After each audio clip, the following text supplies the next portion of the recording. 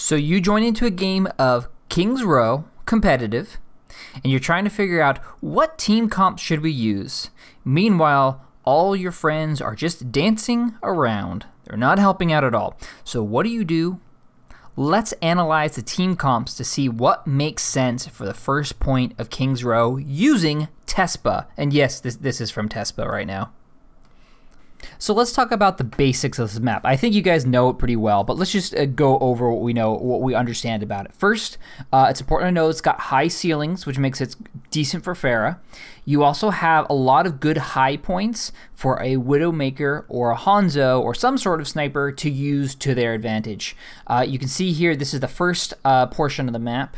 Pushing through, it used to be that people would hold the choke right here, but defenses have now learned to back up. But knowing this is where you're going to push in the front section of it, and then we're going to move over to the second section, which is where the attackers are likely going to be attacking from while the defenders are on the other side of the point. So coming over here to the backside, you're going to see that the area in the back left corner is definitely where you're going to see a lot of the focus of the defenders. The reason why that is it's due to how objectives work. How many players do you need on the point in order to contest? If you said anything different than one, you're wrong. You only need one person to contest the objective, and you only need that person to contest the objective once the attackers actually reach it and are contesting it themselves. So in the light of that, if you could have defenses that are barely holding, it can be a little bit safer and easier to do than having a defense that is having 6 people on the point, because then everybody's grouped together in the same spot. So it gives you a little bit more flexibility. The other thing too is it allows you to control where the battle's taking place. There's a choke point in the hotel that we know about over on the bottom left-hand side of the screen, and the top point over on the right are confined to very small hallways. So all the attackers should be directly in front of you, and it makes flanking a little bit easier to deal with. You can still get flanked, but it's not as obvious. Okay, so let's start off here. What I want you to take a look at is just the top section of the screen. We're going to look at the heroes that are picked by the offense and the defense and see if we can predict or guess what the result of the battle is going to be or what's going to need to happen. So let's start with the defense, because that's a good place to start. On defense, we've got Reinhardt and Zarya as the tanks. We've got a McCree and Junkrat for the DPS, and then we've got Lucio and Mercy on supports. Now, first thing to note is that what you're going to see in most of these examples is that Mercy is almost always a support, because as of the time of this video, Mercy was very strong in the game. This is with the res with 1.75 seconds or whatever, but she still can get 2 reses, which is very powerful. But let's go back to the tanks real quick. The Reinhardt provides a really good shield that allows the DPS to be able to fire from. And what McCree helps enable is, or helps disable, is it should disable Pharah's from coming into attack. So it's an overall fairly solid defense, but the one thing you'll note here is that mobility is kind of lacking on this. You do have a Lucio to help you out a little bit, but you don't necessarily have anything to help with the vertical components of the screen. So let's see whether the attacking players have some way of dealing with that. So they're going with an actually fairly similar comp. They're using the exact same tanks as supports, but you'll notice the difference here is one is the soldier, and then you also have the sickest on the Widowmaker. So what my theory is, based off the current situation, is that this is just going to be a matter of time battle. The sickest is there's no real good way for Toronto to contest the Widowmaker. So as long as Widowmaker is good enough and can find a pick, the point is eventually going to fall apart unless the defense does something to change, which is very difficult to do, of course. Or the Widowmaker just does not get a good sightline and Reinhardt does a good enough job of holding up the shield. The problem on UC Davis's side, or on the attacking side, is maybe the soldier might not have enough DPS, but soldier can eventually work down the shields, and if Zarya is able to build up enough charge, she can definitely get those shields down as well. So that's my theory. Let's see how it plays out. Okay, so the action is live. You'll see the Widowmaker immediately set up on the high ground to start setting up some shots. Now what's interesting here is Toronto actually pushes up very forward and is actually in a fairly decent position to contest anybody pushing through over in the theater. And because of that tree, it's really difficult for the Sickest to get a shot.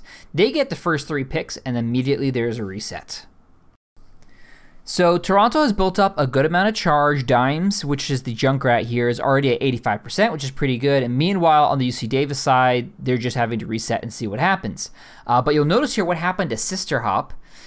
He is now playing on Reaper. I think this is actually a pretty interesting choice. Basically saying, I don't think I can get enough done as a soldier to take down the shields. So if I come in as a Reaper, I may be able to take the shields faster or just take the battle to the tanks and make it more difficult for them to hold up the shields constantly. So they're going to end up winning the next fight as well. You're going to see Toronto does a pretty good job of holding a solid defense. But what the point here is that the Sickest on the high ground is there's no one can really contest them. Basically, they just have to keep backing off and hoping that the Sickest doesn't land any shots. So eventually, they're going to lose the point. Now, Tainted Ducky here is going to use his ult on McCree. It doesn't really get anything done. The res comes through, and now this is where Toronto starts coming in. UC Davis starts coming in and starts cleaning up the point. Once again, the Widowmaker is on the high ground, does get contested, but kind of the damage has already been done. Once you have the Widowmaker up on the high ground and no way to contest it, there's not very much for it to do, and the defense will eventually fall. Do the exact same exercise again. We're going to just focus on the heroes and see what does Toronto have in attack and what does UC Davis have on the defense. Starting with the defense, we kind of see a fairly similar result. We still have McCree as a DPS, but we now have the Reaper as another DPS. I'm going to again point out we don't see mobility and we don't necessarily see an option that deals with a Widowmaker that's out of range. Now, they may have intel on the enemy team that says there's not likely to be a Widowmaker, but it's still a potential problem. Meanwhile, on the Toronto side, they decided to switch things up and have gone for a more dive comp. You see Winston and Diva as the tanks for diving. You've got a Tracer, which is obviously perfect for the dive and for the flanking. And then Dimes in an aerial dive, if you will. So this is what I'm going to say what's happening here. McCree is potentially the only way of countering Dimes in the air on the Pharah. So as soon as the Sickest falls down on the McCree, Pharah is going to have free reign to do whatever she wants. So I think it's one of those things that although the defense is okay, I think Pharah is going to wear down this defense and it's not going to work. So let's see what happens. So we're going to see this attack get started, but I think this is an opportunity for you to think for yourself is what would you change if you knew what your enemy was running? Right? Now on defense, you don't necessarily have the luxury of changing very often. You can kind of only do it when you die, and if you're dying, that's already a problem, of course. So you hope to have something that's kind of standard that fits most situations fairly well, because that's about all you can do anyways, right? But if you're thinking about the Pharah here that's in the sky, could you run another DPS? Or maybe could you run a more mobile tank so that you can contest the sky a little bit like a Diva? So you're going to see here that Davis actually does put up a pretty good hold. They work together and hold a nice solid line. So although Pharah is doing damage, it's not doing enough. As a lot of people bring up, Pharah's damage is strong but inconsistent in the sense that it's hard for her to focus down a target, unlike a Genji or Tracer, which can only focus on one target. What I think is going to end up happening here, though, is they're going to keep working at it. But look what happened here. The Tracer pick has been moved off, and now they moved to a Junkrat. I think this is actually a pretty intelligent change. If they can get the UC Davis standing still a little bit, there's a lot of damage that you can put together with the double artillery. And you'll notice that they start taking a little bit more advantage once they're able to kill off the Lucio and get a push in. So this change is addressing the fact that, oh, wait a second, we got to talk about that. Mercy just killed Pharah in the sky. If Pharah, you can't let that happen. You got to back off. So the ult economy eventually swings in the favor of Toronto. And now with the ult economy in their favor, it should be a lot easier for them to push in. And there's only so much that you can do with a Lucio ult. Yes, it can buy you time, but it's not exactly like a Zenyatta ult that can just sit there and absorb as much damage as you want. So they're going to push in. The Lucio ult goes off. Barrage goes off. Actually, UC Davis is kind of holding. Maybe they're okay? No, the Zenyatta ult does a lot here. Oh, UC Davis maybe does hold here. It does seem like they're buying some time. Nope, nope. You got Mercy in the sky. Mercy's too hard to take out. And now they're backing up, backing up, backing up. And there goes the McCree, and there is the round. Okay, guys, I've been doing the analysis all along. Now it's your turn. Who do you think wins and why? We're seeing a very different comp here. So I want you to think about, how does Mei change things? And what about the Orisa pick as well? If we know shields are important to stop a Widowmaker, does Orisa do a good enough job by herself? Does this handle a lot of different situations? Potentially. Now let's think about what Delaware is bringing to attack, and whoa, we have a Doomfist on the table. Not only do we have the Doomfist, we also have the Moira, which I think is a great pick, and I want to talk about why I think Moira will end up being really, really good here. So we're going to see them come in with the attack. What Moira is great for is if you can keep your attackers together, she is super great at putting tons of healing behind your attackers. So you can just walk in. You've also got really beefy people like Reinhardt, Zarya, and the Roadhog here to have the triple tank. Very, very strong. It's almost better than having the Ana because you don't have to get worried about having the shield cutting you off. Moira is mobile enough to move around. And so despite Mei having these awesome awesome ice walls and trying to do her best, what ends up happening is that Cal falls apart very, very quickly. They aren't able to contest it very much. And Delaware is going to take the point pretty darn fast, especially with how fast did you see that? That was in less than a minute. Moira had an ult that was game-changing right there.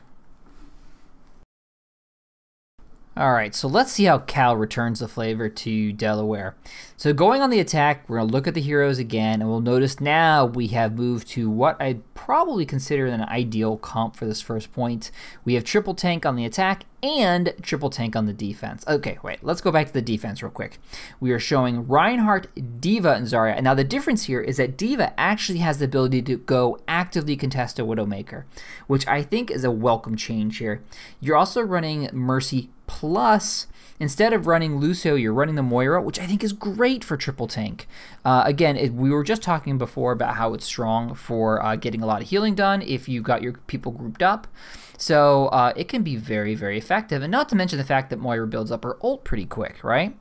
So you'll see a fairly similar comp coming from the Cal side, but the difference is they're running the Orisa on attack. Now, I think that's kind of an interesting choice, but if you stack the shields with Reinhardt, that's a lot of shielding that can buy your team space. And if you can buy your team space, it makes it easier for your soldier to deal damage and for your Zenyatta to potentially get some picks in there as well. You're dealing with a Junkrat on defense, which Junkrat in this meta is pretty darn strong. But you'll notice here that Cal puts up a good fight. This battle goes on longer, but Cal does eventually take the point. But again, this is something to think about. What are you doing with your comp, and why are you doing that with your comp? What are you trying to accomplish? I think this is what has enlightened me, is that when watching games like this, is that suddenly things change when I actually consider, like, what would I do and what would be better than in the situation before. So you notice here Delaware wins the fight. What do you think Cal should change, or should they not change anything at all? Oh, did you notice that? Up in the top corner, we had the soldier was taken off, and we had the switch to Junkrat. Noticing that there was triple tank and that the enemy team was clumping up a lot, he was like, let's just deal the damage. Put the hurt in. Why not?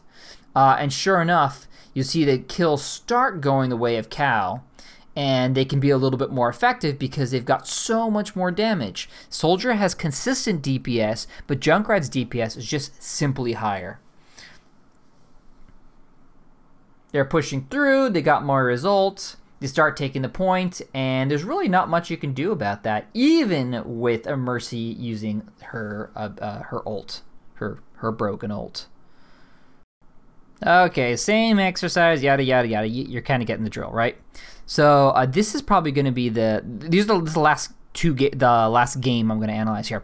So we have 3 tanks on the side of UC Irvine for defense. What you're seeing here is a little bit different. You got Reinhardt, Zarya, and Roadhog. Now, what you're losing in flexibility, you're gaining with just overall health. Now, you could say, well, wait a second. D.Va has 600 health as well, and armor. Yes, I agree. The difference, however, is the self-sustain that he can provide. So Roadhog can obviously heal himself and is able to absorb some damage. And on top of that, you also have a Soldier as the DPS. Now, the problem here is that you don't necessarily have super strong DPS, but what's maybe a little bit more interesting is that your tanks have a potential to pick players. So Roadhog has a hook that is very, very strong. And on top of that, you also have Ana to provide a nano boost, which is actually a different way of trying to defend. Defending by having overwhelming attack can be an interesting way of holding. Now, it's not as consistent as saying have Zenyatta, but it can still be strong in the right hands. So in the meantime, NJ, I think it's New Jersey Institute of Technology or something like that, they're coming in with a triple tank of their own, which also includes an Ana, but they're running Moira as the second healer, and Junkrat here as the DPS. So you're going to see UC Irvine put a very strong effort forward with the Reinhardt. And so the question is, do you think UC Irvine can hold with this defense? Or maybe, what should New Jersey change? What should the attacking team change? Honestly, at this point, it seems that New Jersey has the ideal comp to break this, but maybe not.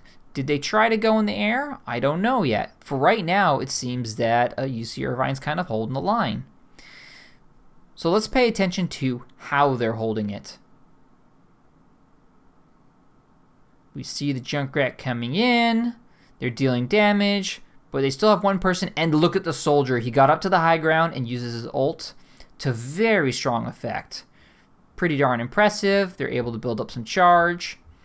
And let's take a look at the ult economy. UC Irvine has 2 ults almost ready. And on the side of New Jersey, they also have 2 ults. But they have to be really careful because Zarya's built up enough charge for the Graviton Surge, which is can be really deadly in the right hands. So what I love about this play that you're going to see upcoming is how they're holding the point. Notice how many players are actually defending the point at any given time. Pretty much UC Irvine is holding 1 person on the point. So when the Graviton Surge goes off, who's there? It's just a Reinhardt by himself. Nobody else is doing anything. So Reinhardt is able to absorb all the hits and is able to stay in relative safety. And then Zenyatta comes in to save the day when it's needed. They're able to hold the point really strong. And now New Jersey is down to 1 minute and 30 seconds. And what is their ult economy? They've got a Moira ult, which is good, and a Junkrat. So it's really going to come down to the Junkrat landing a kill. So let's see if they can do it. The Junkrat's going to set up the point. They're going to kind of wait. He's just poking right now. Just going to see what's happening. Oh, don't die, man. Don't die. Okay, he's cool. It's all right. So they're getting ready to push in. And he sets up in the corner. I think this is when he's going to ult.